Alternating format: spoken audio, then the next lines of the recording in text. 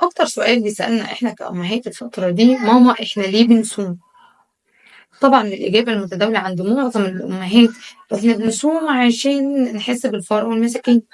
ييجي الطفل عندي يسألني يقول لي طب وإيه يعني يا ماما لو شربت مَيّة؟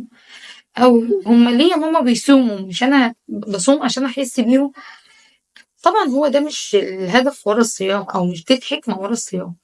الصيام عبادة ربانية ربنا أمرنا بيها عشان نجتنب الشهوات بتاعتنا أو نحجّم النفس البشرية. طبعًا إحنا لازم نقول للطفل ده بأمور سهلة بحوار سهل وبسيط. فمهم جدًا، جدًا إحنا كأمهات إن إحنا ندوّر على الإجابة الصحيحة والمضبوطة، بحيث إن أنا ما يحصلش عندي تضارب في شخصية الطفل. أنا مثلًا هو الطفل عندي بيسألني على معلومة وأنا مش عارفاها، أنا ممكن أقول له أنا مش عارفاها، تعالَ ندوّر على المعلومة دي، مش إن أنا أقدّم له معلومة مغلوطة فيحصل عندي تضارب في المفاهيم عند الطفل. وخصوصًا إن الصوم ده عبادة، عبادة ربانية، ربنا أمرنا بيها.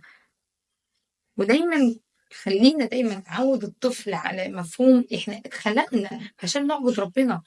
أنت بتذاكر عشان تعبد ربنا، أنا هنا بابني شخصية الطفل. فلازم أقدّم المعلومة بكل منطقية بحيث إن أنا ما يحصلش عندي تضارب في المعرفة عند الطفل.